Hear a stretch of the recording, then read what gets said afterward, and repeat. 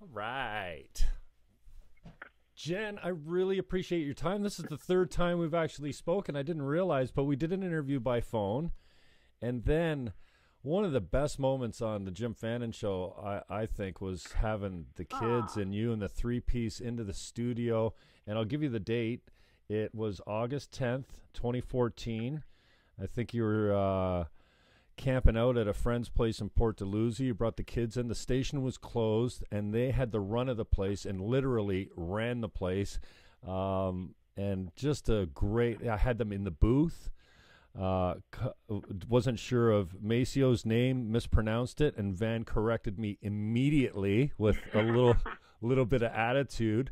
Maceo, not Maceo. That's so funny. So I remember it well. That was really fun. Yeah, beautiful moment. So tell us a little bit about what you've been up to since. I hear that you've been in studio. That excites me. I didn't know that you'd never produced a studio album with the three-piece, but Stephan Crump and Jamie Foxx accompanying you. How did that go, and when's it going to be out, more importantly?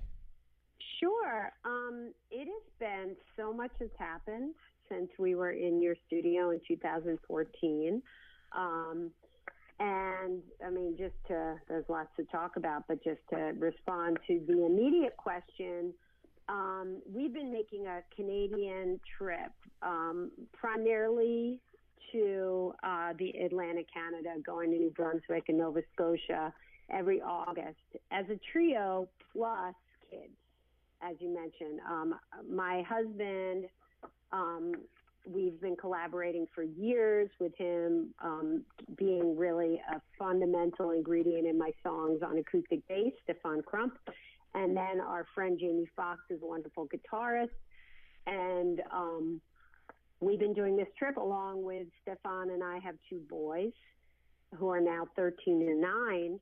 Wow. You can do the math of what they were when we last met.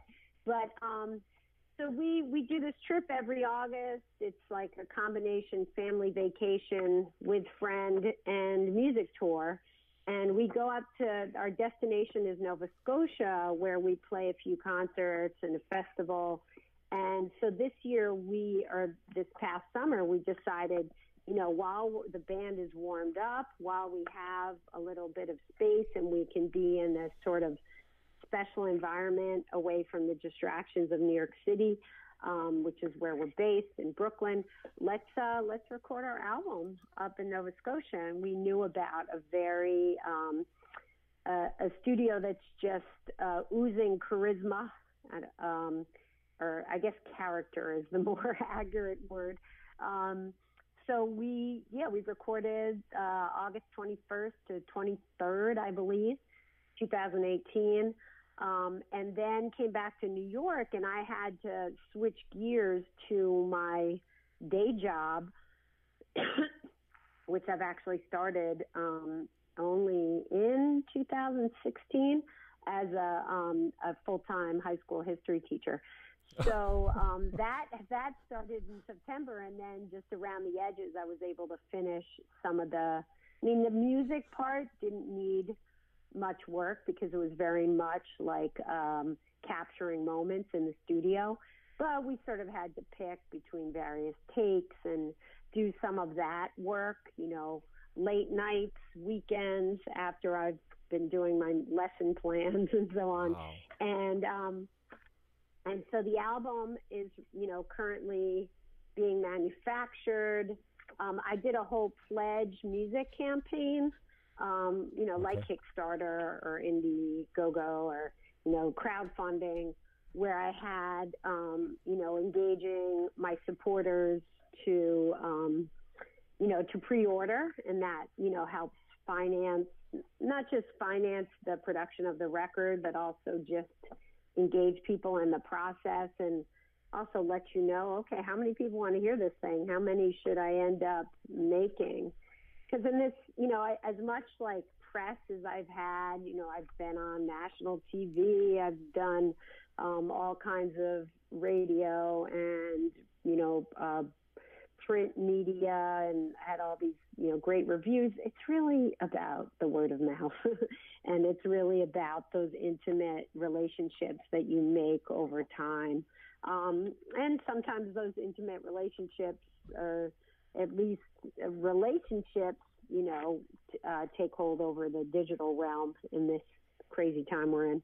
So I did a whole crowdfunding. People were pre-ordering, giving me back and forth feedback, even up to before the recording, where I was still writing some new songs through the July and leading into early August.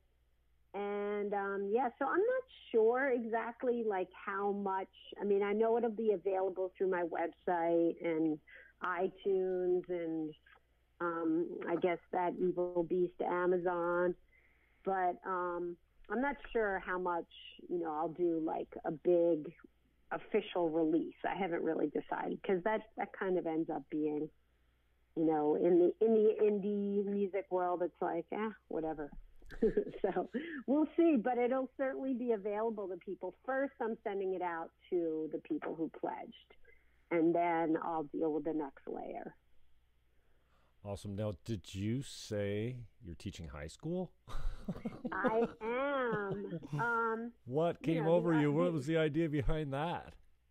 Well, I've always been, even as a songwriter and performer, I always have that impulse to, it's not the, I love history. I love,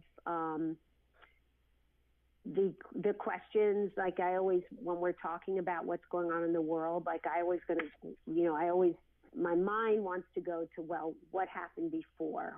How did we get here? And it's not a distinctively American impulse to look at the past and look at root causes of things and to deal with complexity. But I've always had that impulse, and even, as a songwriter, I think sometimes those ideas that exchange, which I see as so fundamental to the democratic dialogue and the whole concept of our people engaged in the decisions made on their behalf.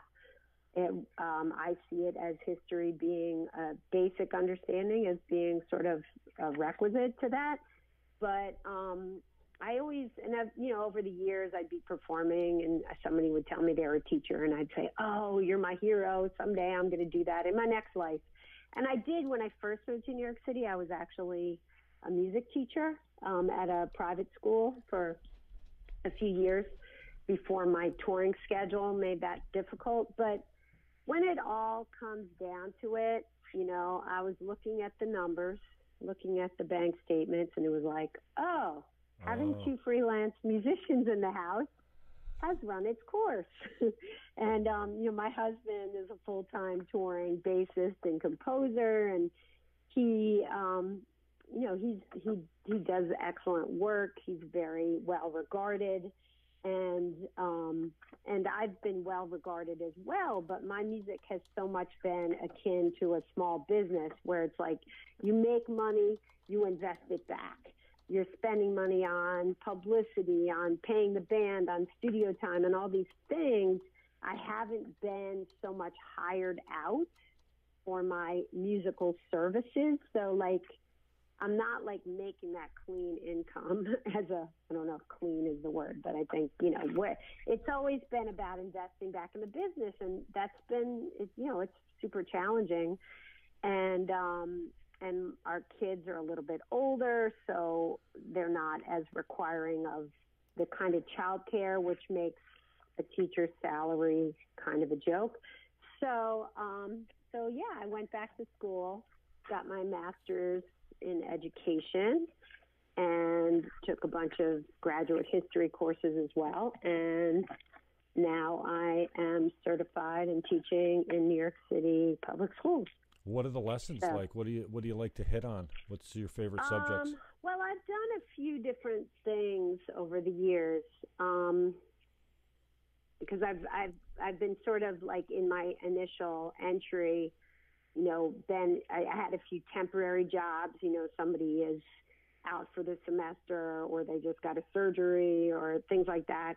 And also, just what does the department need? You have to be a little bit jack of all trades. So I've taught about American history through the lens of music. That was sort of my dream path, my dream curriculum. I've done a curriculum called History of Black Music, where it's like how much you actually learn about America in the 18th, 19th, 20th centuries through the music that has come through this amazing mix of cultures that through violence and oppression somehow has created a lot of beauty and resilience. I've taught economics and looked at issues like scarcity and even topics like the refugee crisis through an economic lens. The economics of recycling, the economics of,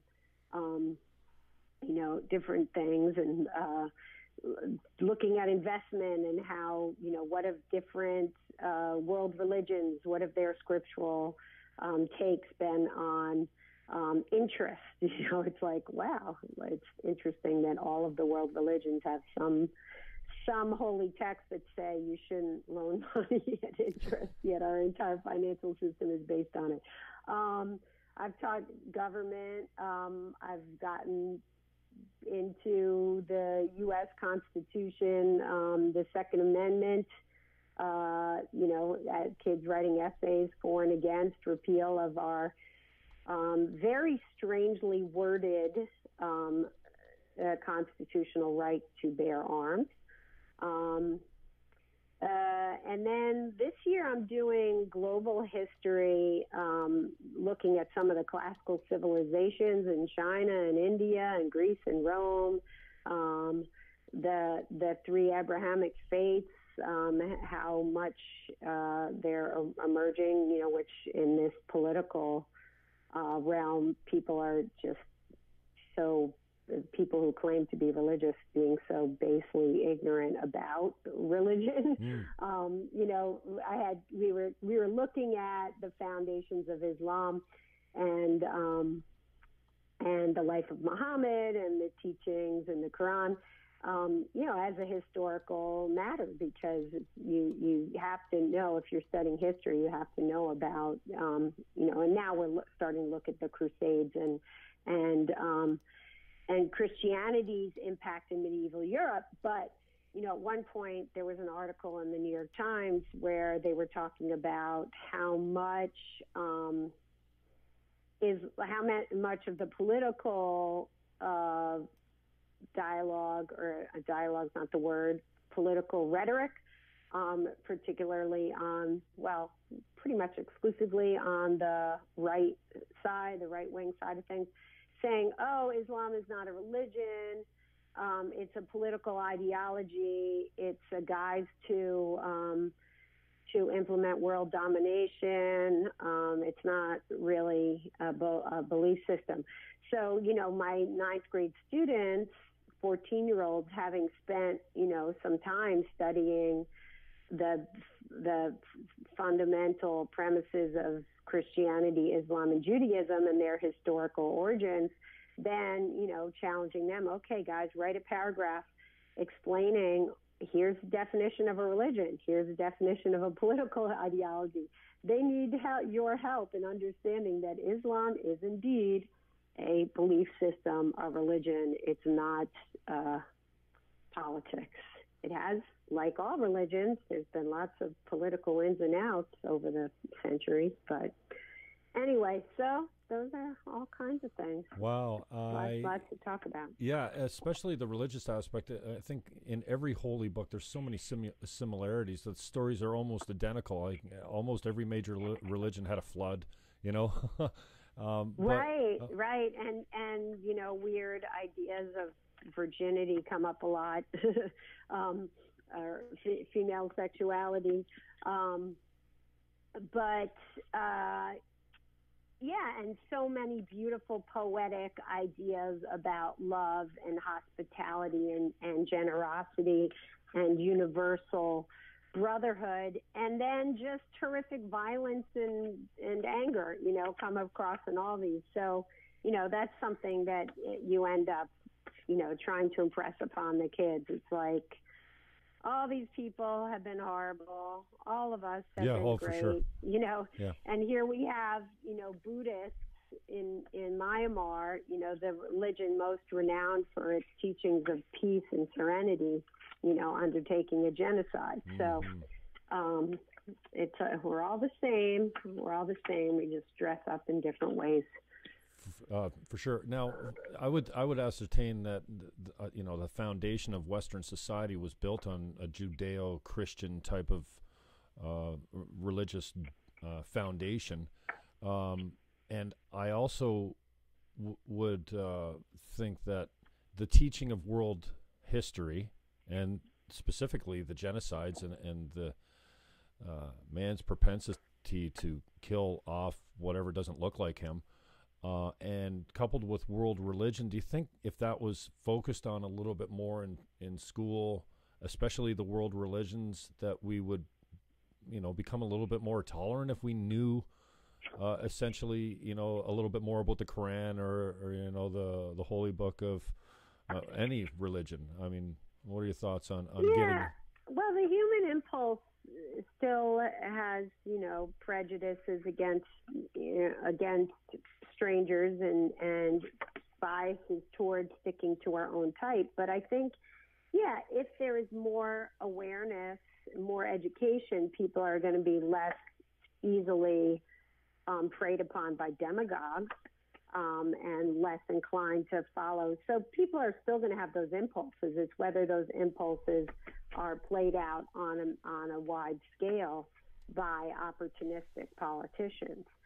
But, and going back to the Judeo-Christian thing, certainly, Europe, the West, Judeo-Christian, all that, but also pre-Judeo-Christian, Greek and Roman, and also to the degree to which the achievements of the Greeks and the Romans were preserved by the Muslim world during the Dark Ages, when Europe was barely able to hold itself from complete Stone Age, that in the East you had a lot of the achievements not only being advanced, where we had the Arabic numeral system emerging out of Iraq, where we had medical science, the scientific method, so many things that in those times when Europe was in chaos were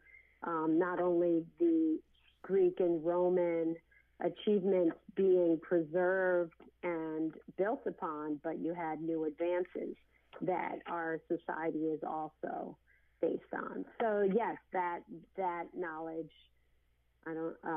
is important. Certainly.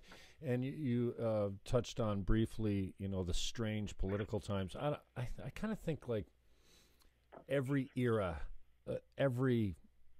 we've always said, oh, this is a strange time because progress happens and, it's foreign to us. So I'm not sure that we're any different than any other age that's ever been on the planet, but it certainly seems more polarized now. I mean, especially in the States. Well, it's not much different in Canada.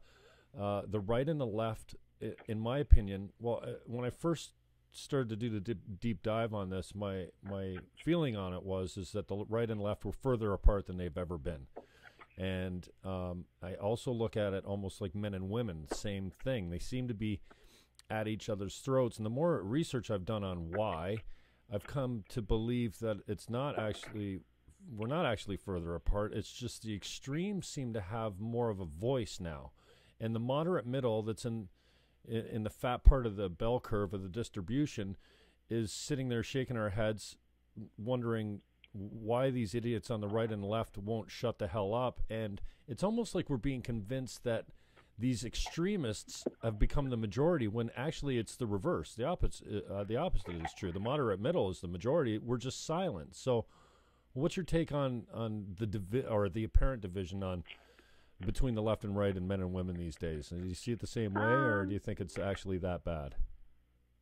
I don't know about the polarization thing because, on the one hand, the right, left, the at least in the States, and I would suspect to some degree in Canada, the center has been moving to the right. I mean, if you look at economic policies, if you look at a certain acceptance of what is the social safety net, if you look at militarism, and I love President Obama, but a lot of the substance of his policies were not that different from Nixon.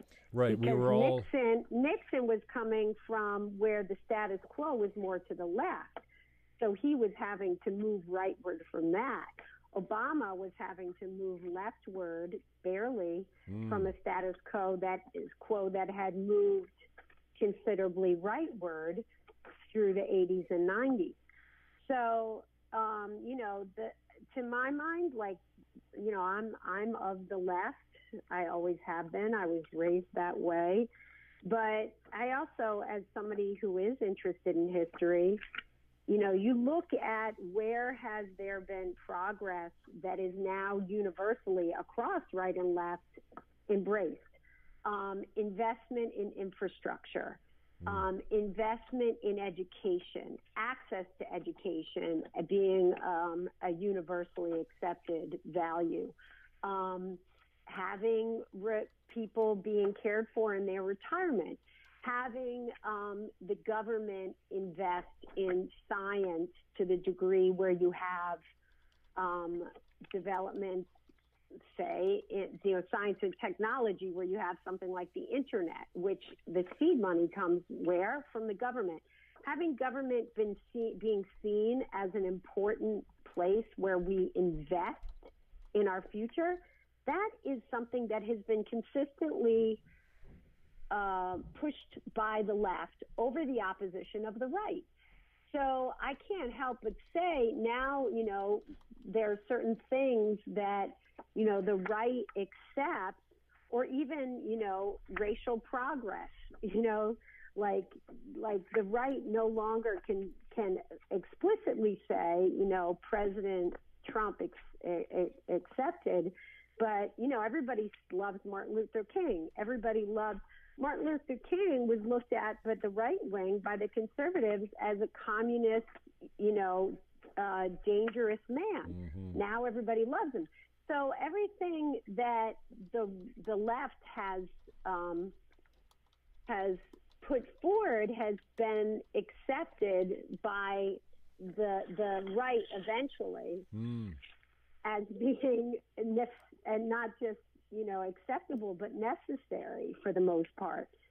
And then when people rail against government intervention in the economy, we still, even in our supposedly left-wing New York City, have the government deciding to give handouts of $1 billion to Amazon, tax breaks. We still have subsidies going to oil companies. We still have massive tax breaks and government handouts going to corporations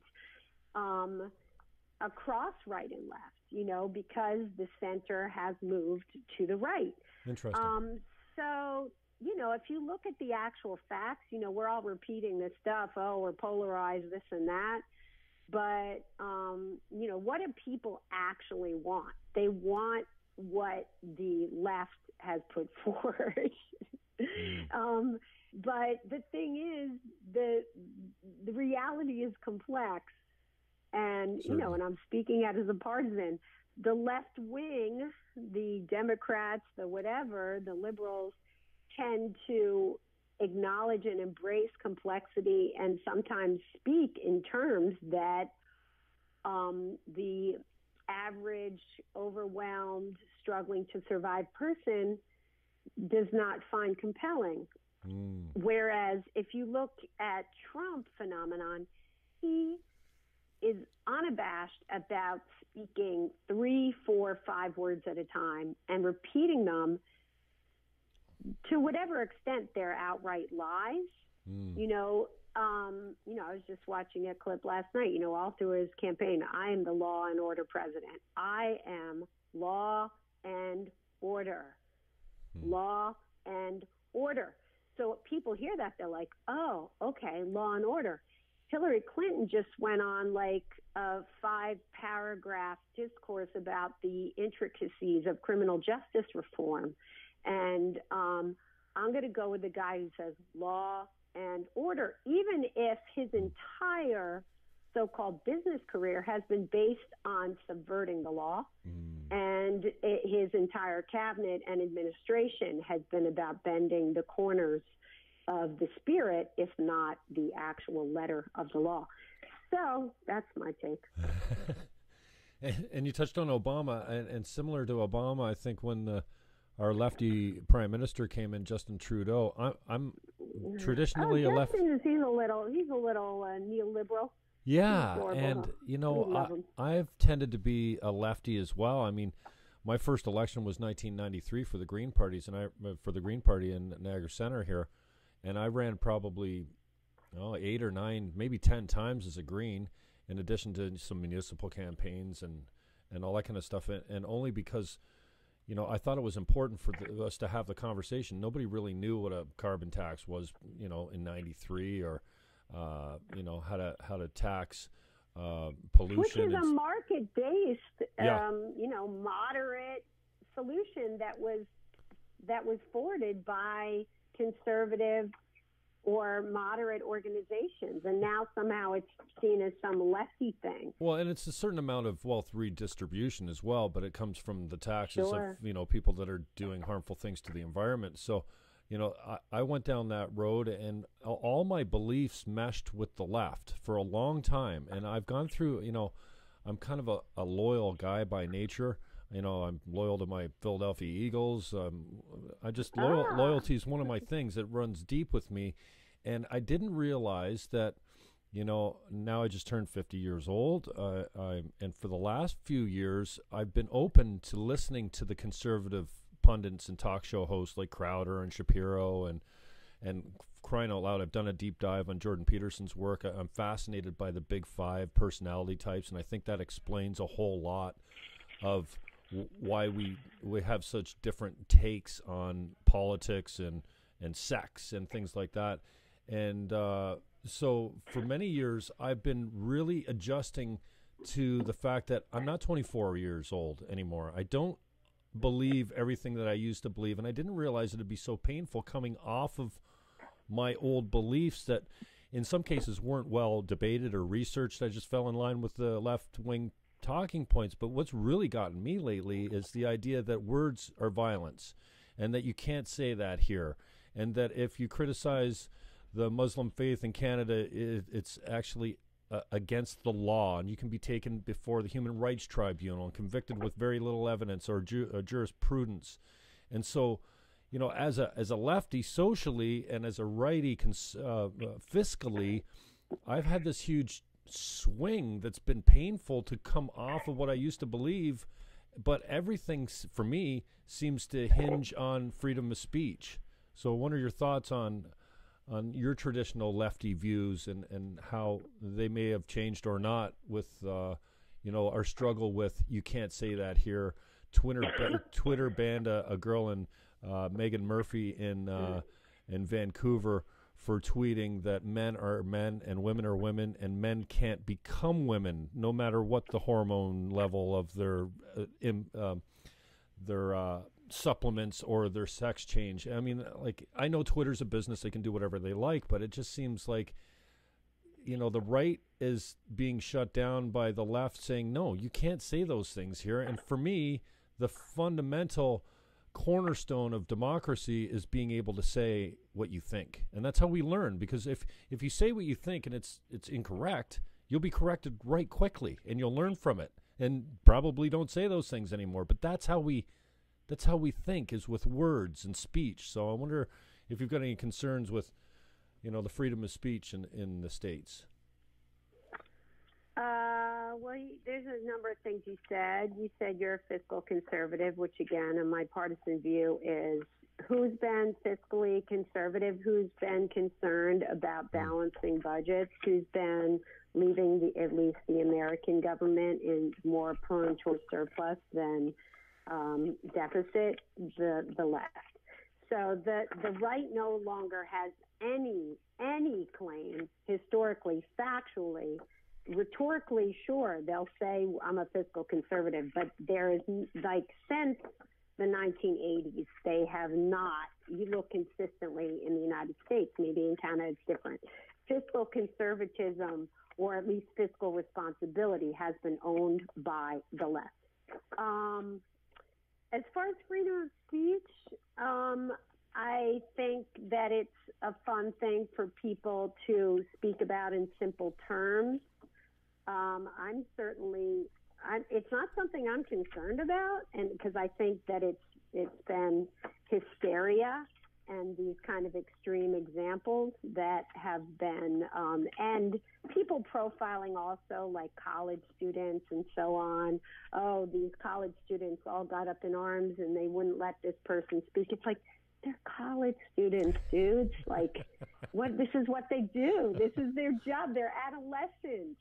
You know, like in many cases, like technically they are adolescents. So stop looking at this as a microcosm of society. It's like, you know, we read Lord of the Flies as some allegory, which is what the author intended, of society, that we're in a Locke or a Hobbesian world. It's like, well, those are also prepubescent boys, you know.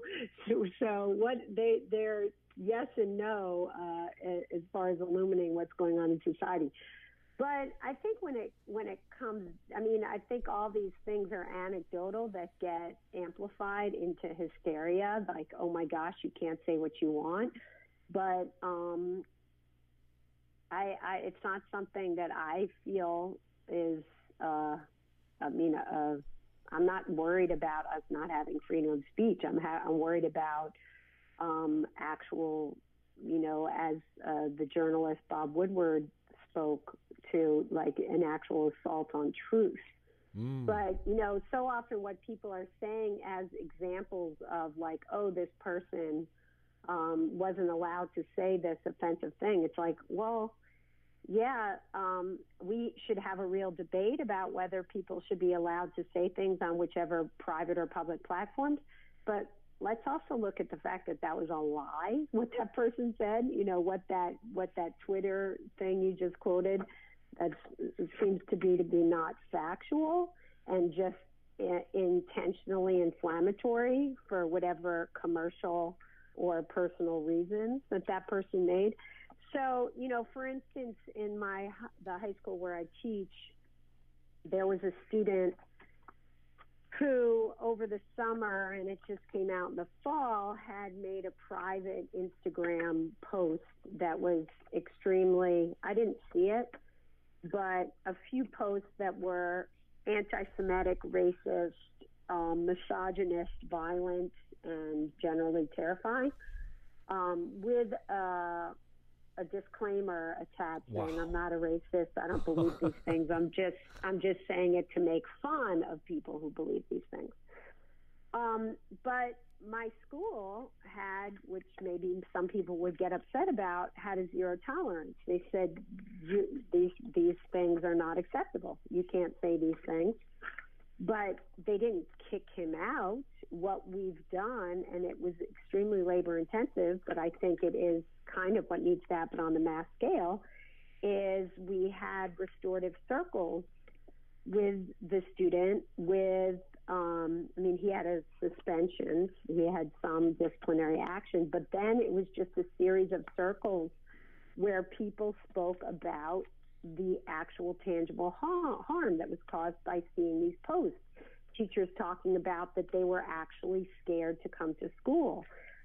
Friends of the students saying that they felt betrayed. And having a candid, intimate conversation about what are the implications of these words. So hard to implement, labor intensive, But instead of just shutting down, you can't say things, it's like, yeah, you can't say them. And let's talk about why. Let's talk about how words have consequences. Let's talk about the actual facts and history that make these words inflammatory. Let's talk about, you don't want to be inconvenienced by being told that your words are unacceptable. Let's look at the history of how words like what you've said have led to genocide. So I'm sorry that you're inconvenienced and you feel censored, but historically, what you have just said echoes actual death. People are so up in arms about trans, about, gay rights, the gay agenda, about people's right to have their identity and their presentation be coherent with how they conceive of themselves. And you have to ask, like, the people who are up in arms against this, is this really a problem for you? Are you really so inconvenienced by somebody who has a visible Adam's apple wearing a dress and a wig? Like, is this really a problem for you? Because if you look at the facts, if you look at sexual predation, if you look at any kind of measure of social health, as far as societally, you're not going to find anything that tells you that these people that you're targeting are a problem for you. Are these people more inclined to be murdered on the streets? Gay and trans people? Are, people who identify as queer? Are these people more inclined to be hungry? Are these people more inclined to be victimized? Yeah.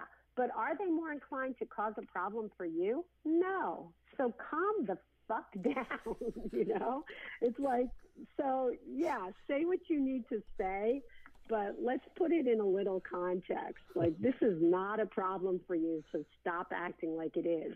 Stop acting like your marriage is somehow, like,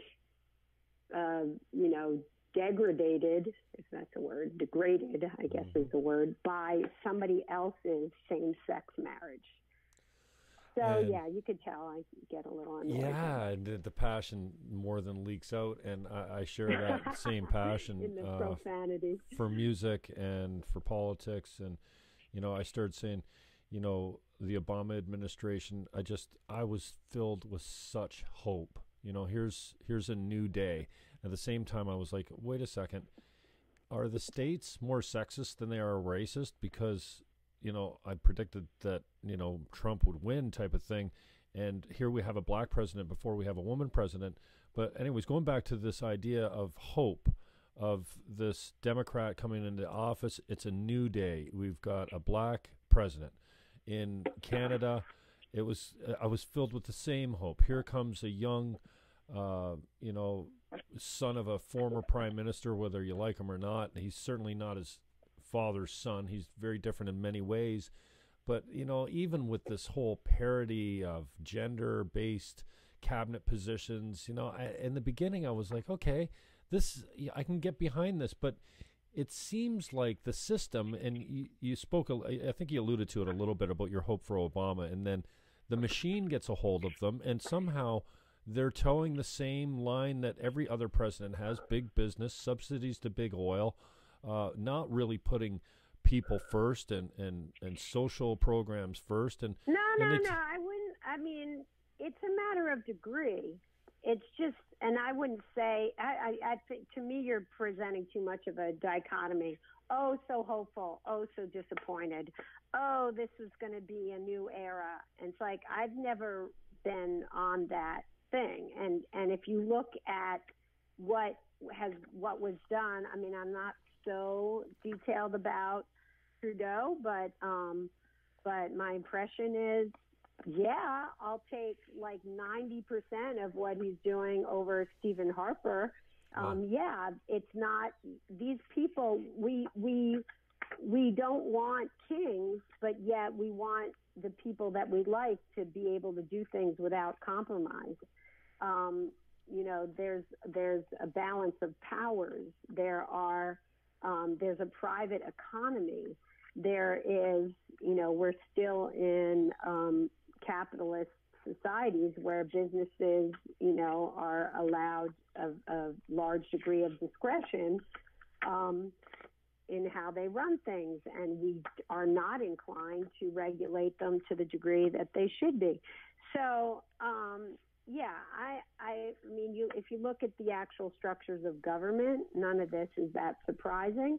And there is, on the left, there's always an impulse to be like, look at where the other side has a good point. It's like, oh, well, yeah, it's true. We don't want businesses to be too constricted from meeting the demands of their shareholders. We don't want, to totally hamper free enterprise.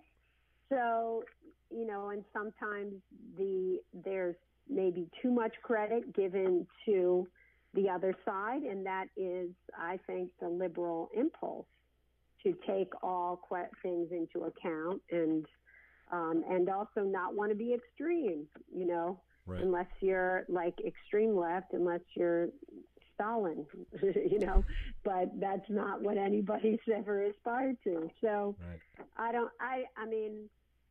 I'm just doing it more in terms of a clear eye, but did the stuff that most people didn't even pay attention to as far as what Obama administration forwarded, is that like incredibly powerful and important, and did it move us forward? Yes. And the impulses, like the handouts to the auto industry, that was absolutely crucial in rescuing our economy from free fall.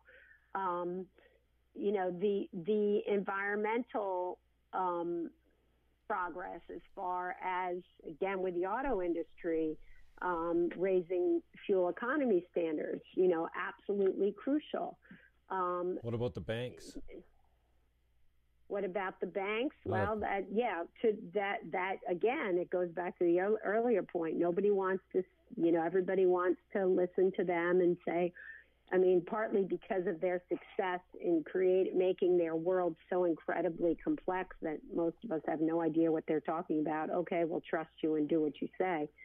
But, people could, I think, rightly say that the failure to really crack down on financial fraud and their casino mentality and their dominance and monopolization, that would have been nice to have come out of the Democratic administration.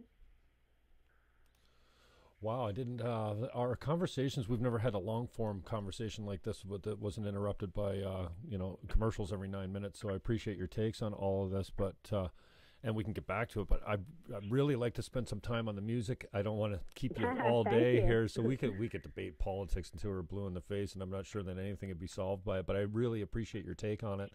It's an interesting take, and I wonder. I know that you're active with some foundations in the States there. Why Hunger is one of them. But before we touch on that, does your music have a history of activism-based writing or style or performance or anything like that? Or do you try to remove, or do you see yourself completely removed from it? I know some of your songs are certainly pointed at things like hunger and issues like that, but is a majority of your music based in real life and politics? Absolutely. Oh. But I want to make things that have a certain resonance beyond the immediate moment. And right. I always try and take a step back. My speaking here also as a reflection of the times we're in, but I'm going to, I'll be more explicit about my horror at the Trump administration than I would put in a song. In a song, I'm more inclined to sort of take a step back and also look at how we're all party to this. What is it about us that that is attracted, us as a species, that is attracted to the 5-word phrase and oversimplified idea. What is it about us that, that the structure of our economy and the demands of modern life keep us from being able to fulfill our obligations as citizens, to be informed, to understand that public policy is complicated. I've written, I have a song that I wrote many years ago called Passive People, which is about that. We are passive people, but it's a song of empathy. It's like we're passive because we're too busy trying to survive. On my new album, which is called Desert or Sea, which I wrote the song Desert or Sea, the title track, as it's kind of an intimate family song, like thinking about what's the future decisions you're going to make as a family unit, where you're going to be, what you're going to do. But in making it the title track now, I realized that the title also speaks to climate change, because that's what we're looking at, the world being either flooded in some areas or become, desertification in other areas. It's this, this increasing dichotomy. I have a song called Secret, which was sort of unofficially commissioned by the pastor of a small Presbyterian, congregational church in New England, writing to me poignantly because his teenage daughter was realizing that she is queer and feeling an existential threat coming from our government. And he said, can you write a song to make her feel better? Wow. So I wrote a song called Secret, which, ultimately, I don't know if it did anything for this teenager, but it made me feel at least that I had a channel for my rage, which I just expressed. It's like, and the refrain of that song is, we won't turn back. The secret's out forever. It's like people's existence is real. And it's not your problem, and stop pretending that it is. So yeah, I have a new song. Some of these debates, which they're ancient debates about, does someone really love our country? What does it mean to be a patriot? But I have a song called Drinking Song, which sort of meditates on the notion of patriotism in the context of some of our contemporary debates about whether you have to go through the rituals of standing for the anthem, and this goes back to this whole simplicity thing. Yeah, call it a polarization of right or left. I would call the polarization between intellectually, intellectually people find that a threatening word. An idea, a dialogue of what patriotism means versus empty rituals of, wave the flag, wear the T-shirt, put the hand on heart, versus actual service to a country and its values, which calls for constant reinvigoration through inquiry, through public policy, through active engagement. So, our national anthem, Star Spangled Banner, had its origins, it was written by a slave owner, who the melody of it came from an old British drinking song. So I have a song called Drinking Song, which is kind of talking about these things which I just spoke about. Wow. Of what does it mean to be a patriot, and how historically in our country, you look, if you do a poll on patriotism and optimism and belief in American values, they're typically the people who are most patriotic are then the people who have most had to struggle to be accepted in the full citizenship. Any hope before we move on from politics? We could get stuck on this. Any hope for the current administration that we come out of this better on the other side on anything? I think it's pretty awesome how women, you said earlier, women and men not getting along. I don't see that.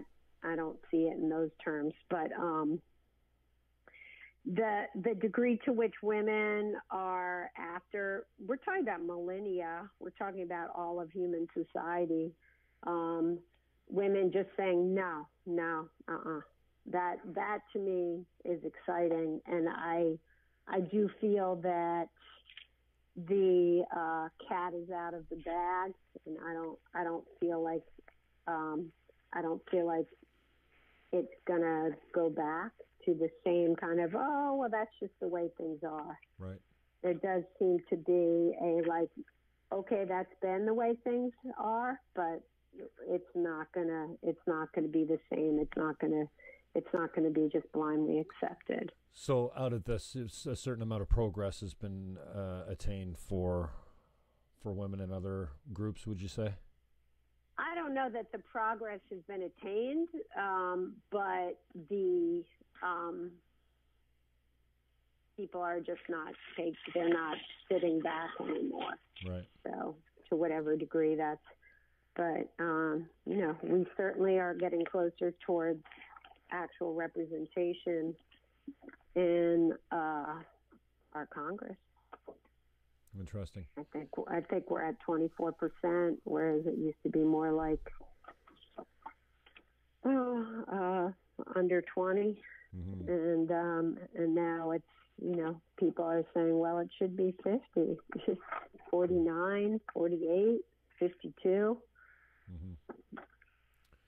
I don't think having women in charge, I feel like it's condescending to say, oh, we wouldn't have any war if, women, it's like, no, but we want representation of people who understand different perspectives. That's just common sense. For sure. So, with a really rough segue, how many songs are you going to have on the new album? Are they all original music? Oh, good question. There are 10 songs, cool.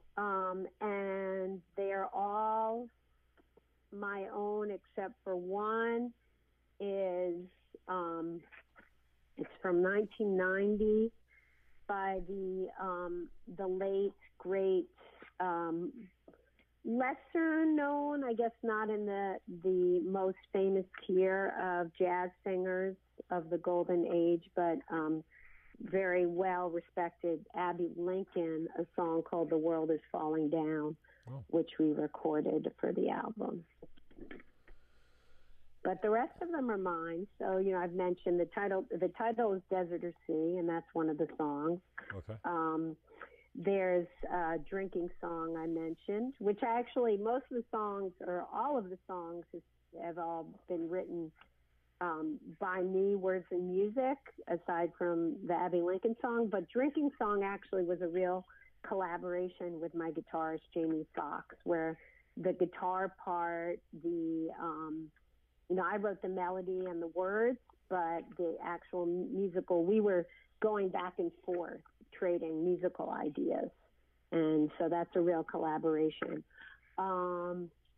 There is Secret, which I mentioned, which speaks to human rights, particularly for people whose sexual or gender identity has been devalued, marginalized. What are some others? There's a song called Home, which is kind of a love song about, making your home where you are, collaborating, solving problems as a couple. There is, what else is on here? There's an old song which we might have even played in the studio, or maybe not, but a song called Gold, which is something we've done forever in our live performances, and it's a real jam out kind of song. Right. So, and there's I think the last song, Drinking Song was very up to the wire as far as the studio and the tour in the summer, but there's another new song called Gentleness, which I actually wrote for my younger son, just celebrating his personality. What are the kids up to? Tell us a little bit about what they're interested in these days. They don't have a shortage of personality, that's for sure. Yeah. Well, Maceo, being 13, he's away on he's actually on a sleepover. It was an overnight trip to New Jersey with a bunch of friends and a friend's dad who took a crew to a birthday sleepover party to another house. So he's off with his friends. He plays guitar under duress. Yeah, he's actually a really good guitar player, but he complains every minute of it. He hasn't found the bug outside of our coercion. Okay. And then Van is more enthusiastic, though still complaining and procrastinating. Great piano player. He works pretty hard and digs in. And this morning he loves projects and being enlisted. This morning I got him to help me. We made crêpes for breakfast. What's that? And I don't know what's the Canadian at crepes. I'm giving it the French crêpe. Yeah. Okay, I got you. Skinny pancakes that you roll stuffing inside. Yeah. So we made the batter and put them on the pan and the butter and so on. And yesterday he was helping me also do some of the stuff. I'm mailing out. I don't have the CDs yet, but people who were supporting the album Desert or Sea also, ordered some of my previous releases, because this is the first trio album, but right. I have like, I don't know, depending on how you count, like eight or nine previous recordings. Right. So The Reckoning, I think some of them people were buying. Is it The Reckoning? Is it The Reckoning I got from you on vinyl? Was that the one I got on vinyl, The Reckoning? I think it's a picture Reckoning, yeah. That's my the pastel one picture. That came out 2014. Yeah. No, great album. It sounds great on the vinyl, too. Thank you. And, I'm really looking forward to the new stuff coming out. And Into the Mystic, one of my favorite Van Morrison, one of my favorite tunes of all time. Just it's nice to see that blowing up on YouTube. 10 years old, coming up on 400,000 views. So that's something that's really popped for you for sure, eh? Yeah, I didn't monetize it because it's not my song. Maybe I should have wiggled around the copyright there, but we did. Somebody saw it there and reached out to us about licensing it for a TV show, and it did show up. Our version of Into the Mystic did show up in it was on the Sci-Fi Channel. It was a science fiction show called Defiance. Oh, okay. That had aliens and such things. So that was a nice little, made a few bucks from that we split with Van Morrison, and he approved. Wow. His lawyers approved of the song being used. Amazing. So so we keep on doing it. I think you'll like. It's different, and it's not Van Morrison, but the Abbey Lincoln song. I think you'll appreciate that, because it's a great song. It was really fun to put our take on it. Well, I haven't heard anything that didn't blow me away so far. I mean, your presence on stage is just amazing, and I often leave the interview without failing to impress upon my guest, how important music is to so many people, and that it really, in case nobody has acknowledged you for this lately, it gets us through some really strange and sometimes really broken times where we're struggling to find ourselves, or we're just beat down. And I mean, I don't need to tell you this. You've found your own solace probably in other people's work as far as, being addicted to a certain album or a certain song. And I use addictive with finger quotes, obviously, but, it's become the soundtrack of our lives, and just so important to getting over and getting through and making it okay, or helping us with, depression or sorrow or whatever it is we're fighting. So, you're no exception when it comes to that, and your music has played an important role. I just brought out the vinyl again about a week ago, and just when you obsess about a CD or an album over and over and over and over for months, then it's time to put it away for a little while. And then when you bring it out again, it's like an old love. It's like an old memory that you're like, wow, I forgot how much I really enjoyed this. And then it triggers all those memories of the time that you used it as a crutch to get through life, So thank you for your music. It's been such a gift to me, for one, and probably more than a gift for many, many people. I don't know if you're into reading YouTube comments, but there's got to be a whole lot of them that say just basically thank you for the gift, So thank you. Well, thank you, Jim, and I can't wait to send you the new one, and hopefully it has it serves its purpose for you. Yeah, no, I'm looking forward to hearing it again, and maybe we'll splice some songs if it's okay. I know it hasn't been released yet, but would you mind if it gets spliced into the video of the interview? Oh no, okay. I'd be honored. Yeah. Okay, and is any of it video content, or is it all audio? I haven't made any videos yet. Okay.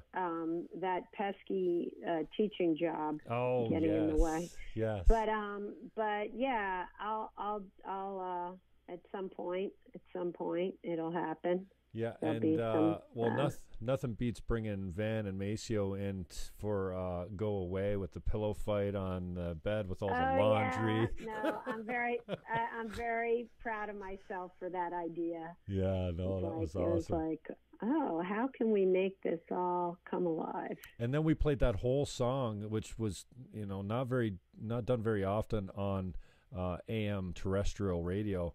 But in listening to the old show, which is on podcast, I think we've got some clips on YouTube as well, but mostly on podcast, we played that whole song coming back, and another gift. But I always send that video out as an example of, you've never heard Jen Chapin, Harry Chapin's daughter? We didn't even touch on that.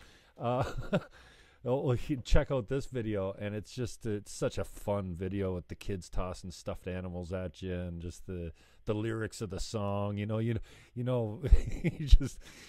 just go away. How many times have we wanted that for a loved one? Yeah. Anyway. That is it. Cool. So I'll send you some MP3s, and feel free to share in your artful way, and I'll help spread the word. I'm not gonna, as I said, I'm not sure when I'm gonna really officially release the album. Okay. I'm gonna focus on my immediate supporters, but I'll include your community of listeners in the first line. So I should have it like Christmas Eve. Wow. Cool. So I'll even, if people want to PayPal me, I had a whole system through pledgemusic.com through the crowdfunding as far as pre-orders, but my email's jen@jenchapin.com. And I'll send some out for people who are dying to hear it. Oh yeah, that's awesome. And I guess it wouldn't be right if we didn't touch on Why Hunger just before I let you go. Like I said, I don't want to keep you. You've been so generous, very generous with your time throughout the years with me. So I appreciate that. But it wouldn't be right if we didn't touch on Why Hunger and the work that you're doing down there with that organization. Yeah, well, given that I have these two full-time jobs of teaching and music, I've been less active than historically. At one point, I was the chair of the board of directors, and it was a big part of my volunteer life. But the organization as so much developed over the decades. We would love to be out of existence, but the strength of our work really comes from our fact-based recognition that the most promising, the most sustainable solutions to hunger and poverty come from the grassroots. And so we're a grassroots support organization that helps community organizations around the U.S., in Canada, and around the world build alliances, build capacity, go beyond just sort of providing handouts to actually fomenting social change and amplifying the voices of people who are poor and hungry. In our country, there's still this fundamental ignorance that people choose to be poor, or that they're lazy, and a refusal, again, on the right to do basic arithmetic of what salaries, the average salary actually entails when held against the cost of living. You have just real, lack of curiosity, lack of empathy of what it's like to pay the bills. And most people in our country, and I'm sure in your country as well, who are making use of emergency food from soup kitchens, food pantries, they are from working families. So either they or somebody in their household is working as much as they can. And, we have this thing where people are put into part-time work so that they're less eligible for benefits.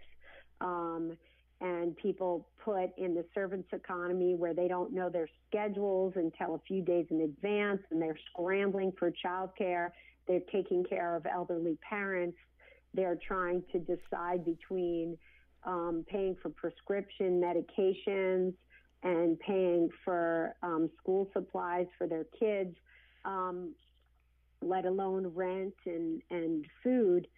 So it just comes down to that we've just accepted that people could be working part-time, full-time, and not be able to support themselves in a way that 40 years ago was not reality. And so, I always say that the basic answer to hunger is wages. Just people just aren't paid enough for honest labor. And, everything's put in look at this person. They went from being a janitor to being a CEO. It's you know what? We still need janitors. Being a janitor is an honest job that should be compensated. It's not all about moving on. It's about, honoring dignified work that is required in our society. And we still devalue, say, home health care aides, people who take care of our elderly, people who take care of the handicapped are living in poverty.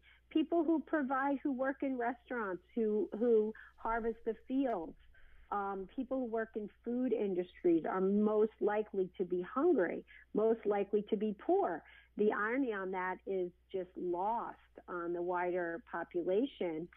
And so it's really just having the voices of people who are struggling be out there and helping build capacity of organizations where people are helping themselves, advocating for themselves, making changes to government policy because they know what needs to happen. So that's what Why Hunger is about.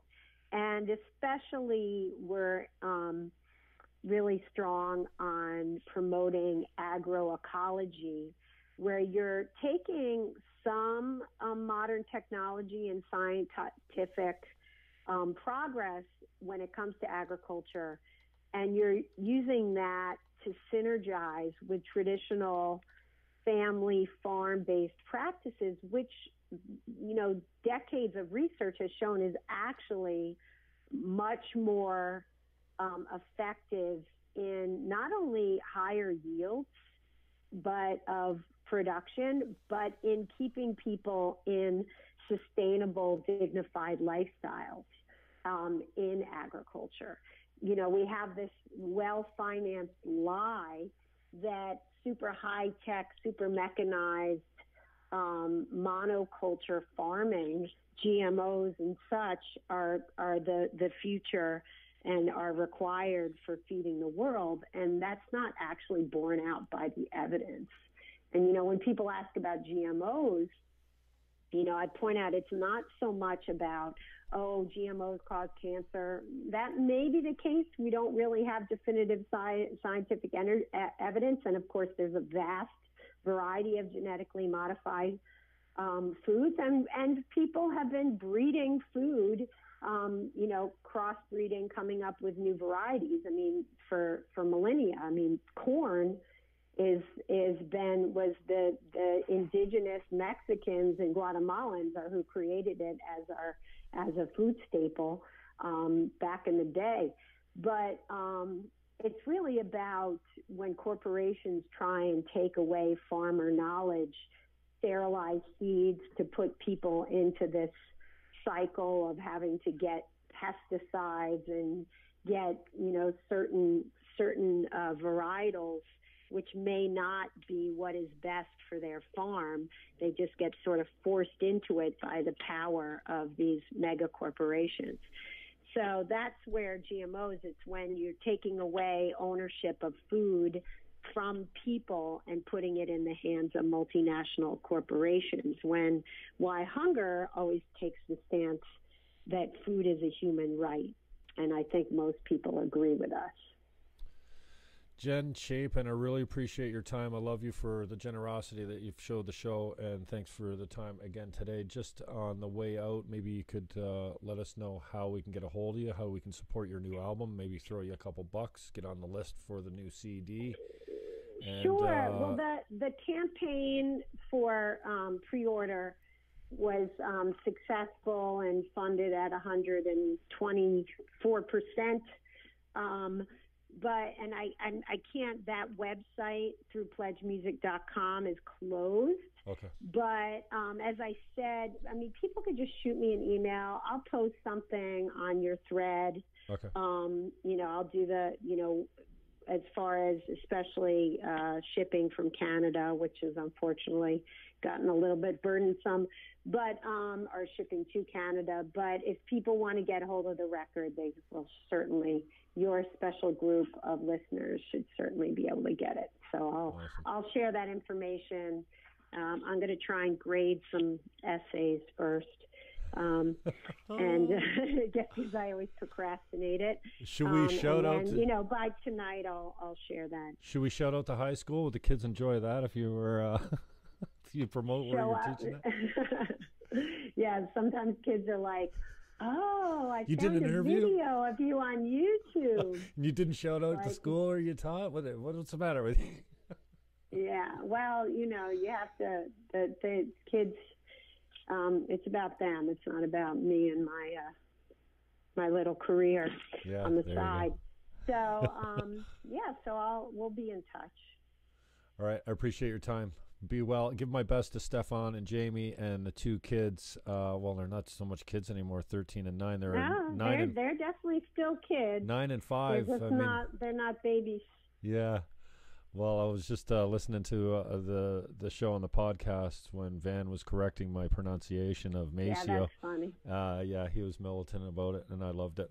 I have nothing but good memories of them running around the studio. Well, more than the studio, they had the whole main floor of the station there. Yeah, it's great. Good stuff. Yeah, no, it was a good time. So I appreciate your time. Thank you very much, and we'll touch you up. Hopefully, maybe in the new year after the album's out, and we'll take it in a few other directions that we failed to touch on today. But I know it's Sunday and it's family day. For me, it's football. And nice. My Eagles don't play till 8 o'clock tonight, but scrapping for their playoff lives. But so I appreciate your time on Family Day and give my best to the crew. And hope to talk to you soon. So thank you.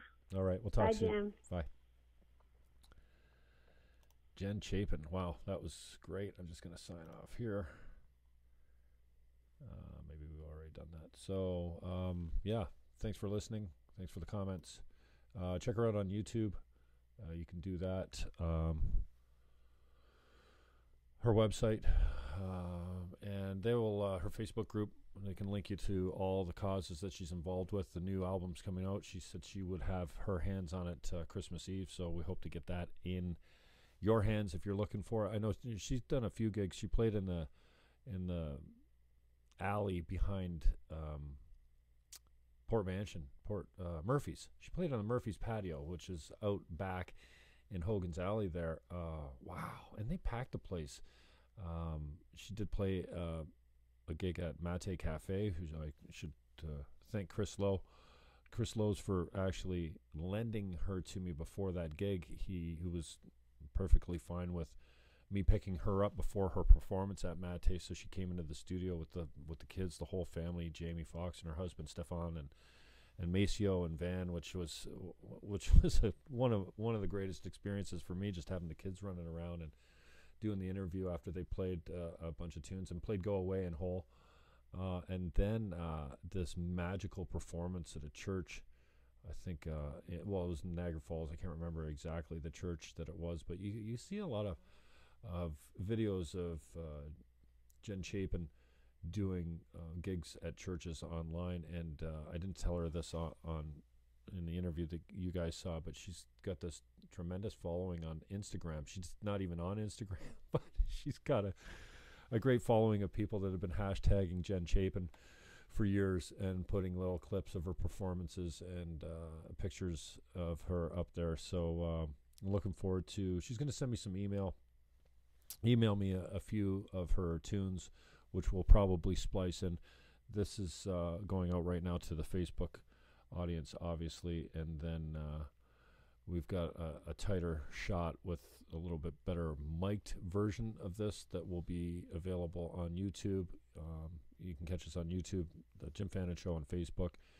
We're just starting to work the Instagram angle. I've never hardly spent much time on it, but actually it's been paying off quite nicely for people that have followed us.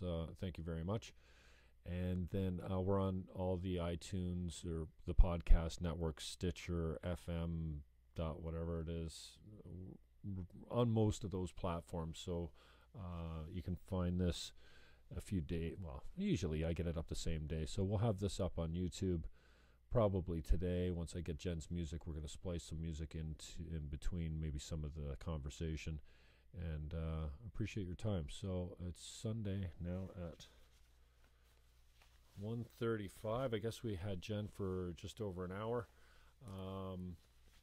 Thanks again to Jen Chapin for her generosity with the time.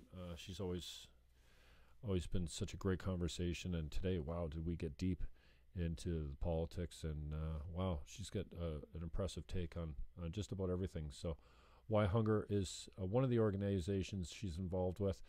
Amazed to find out that she went back to school, got her master's, and is now teaching high school. I think I failed to get the actual name, but she's in Brooklyn, New York, the daughter of the legend Harry Chapin from Cats in the Cradle and Taxi, and she's really come a long way in making her own legendary music. And yeah, so check her out online on Facebook and YouTube, and we will be in touch soon.